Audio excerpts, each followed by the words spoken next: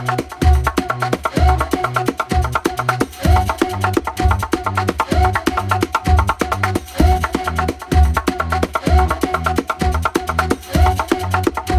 hey my handsome and beautiful peoples, I am Gulnaz, a 12th grader and also a CUET aspirant.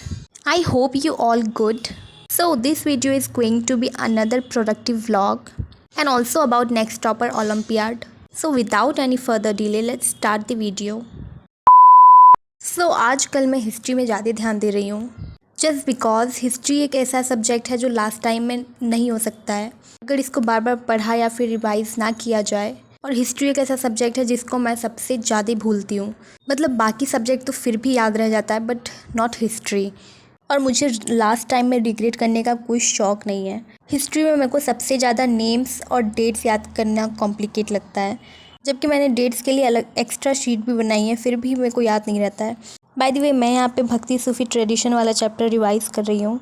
ये chapter मेरे को थोड़ा सा easy लगा क्योंकि इसमें दो ही पार्ट है, एक भक्ति वाला पार्ट और एक सूफी वाला पार्ट। मेरे को भक्ति वाला पार्ट याद करने में थोड़ा प्रॉब्लम हो रहा है बट एनीवे याद तो करना पड़ेगा और कोई ऑप्शन नहीं है। बाय द वे आप लोगों की हिस्ट्री कैसी चल रही है मेरे को कमेंट में ज़रूर बताना। आई एम श्योर आप लोग मुझसे तो आगे ही होंगे हिस्ट्री में, क्योंकि मेरी हिस्ट्री थोड़ी सी पीछे चल रही है।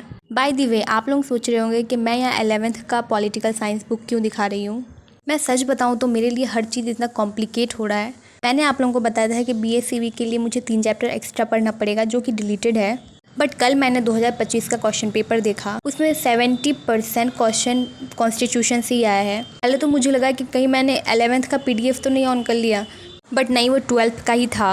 ऑलमोस्ट सारा क्वेश्चन कॉन्स्टिट्यूशन से उठ के ही आया है। मैंने आप लोगों को बोला था कि मेरा 11th उतना अच्छा नहीं गया है, मुझे कॉन्स्टिट्यूशन वाला बुक पढ़ना पड़ेगा दोबारा। मैं बस वन शॉट देख लूँगी इतना, क्योंकि डीप रिवाइज नहीं कर पाऊँगी मैं। देन उसके बाद मैंने थोड़ा सा चूड़ा खाया था, क्योंकि मुझे पढ़ते पढ़ते बीच में खाने की आदत है, वरना भूख के कारण मैं वैसे ही सब कुछ भूल जाऊँगी और मेरा पढ़ाई में बिल्कुल मन नहीं लगेगा। बाय द वे मैं यहाँ पे पॉलिटिकल साइंस का PDF देख रही थी जो कि सर यूट्यूब में पढ़ाए थे। 25 क्वेश्चन तो पहले ही आ गया था बट 25 क्वेश्चन नहीं आया था, वो बाद में आया था, तो मैं उसी का PDF देख रही थी। मैं सोच रही हूँ मैं सारा इंपॉर्टेंट क्वेश्चन का अलग से नोट्स बना लूँ, बट वो टाइम वेस्ट होगा क्योंकि ऑलरेडी ये तो PDF में है ही दिया हुआ, उसको फिर नोट्स में उतारना फिर याद करना। एक तो ऐसे ही मेरा इतना सारा नोट्स पेंडिंग है। अभी करंट जो चैप्टर चल रहा है पॉलिटिकल साइंस में, मैंने उसका भी नोट्स बनाना स्टार्ट नहीं किया है अभी। मुझे समझ में नहीं आ रहा है मेरा पूरा टाइम कहाँ जा रहा है। मैं पढ़ाई भी करती हूँ पर ऐसा लगता है कि मैंने कुछ पढ़ाई नहीं है। आई एम श्योर ये हर एक स्टूडेंट के साथ होता होगा। अगर आप लोगों के साथ होता है तो कमेंट में ज़रूर बताना, ताकि मुझे पता चले कि कोई तो मुझे कंपनी देने के लिए है। यदि अगर आप लोगों ने 50 क्वेश्चन वाला वीडियो नहीं देखा है तो जाके देखो, सच में वो सारा ही इंपॉर्टेंट क्वेश्चन है। आई एम श्योर वो आप लोगों को हेल्प ज़रूर करेगा। इसमें MCQ एंड सब्जेक्टिव दोनों ही क्वेश्चन है, आपको MCQ कहीं और से प्रैक्टिस करने की ज़रूरत नहीं है। एंड फाइनली अब वो टाइम आ गया जिसका इंतज़ार हम लोगों को था। इन तीनों को एक साथ देख करके मन खुश हो जाता है, मतलब एकदम नॉस्टैल्जिक फील होता है। स्पेशली दिगराज सर, मैं उनको जब भी देखती हूँ मेरे को 10th का हर एक चीज़ याद आ जाता है। बाय द वे मैं स्क्रॉल कर रही थी और पता नहीं मुझे नेक्स्ट टॉपर वाला ये वाला फीड में कहाँ से आ गया। वैसे तो नेक्स्ट टॉपर्स चैनल वाला वीडियोस मेरे सजेशन में नहीं आता है, बट पता नहीं ये वीडियो मेरे सजेशन लिस्ट में कैसे आ गया था।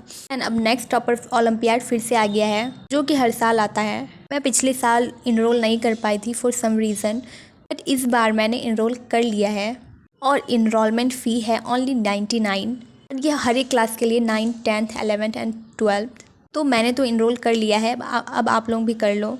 इसमें बस बेसिक क्वेश्चन पूछेगा जो कि लॉजिकल रीजनिंग 40 क्वेश्चन। और मैं सच बताऊँ तो मैं लॉजिकल रीजनिंग पूरा भूल चुकी हूँ।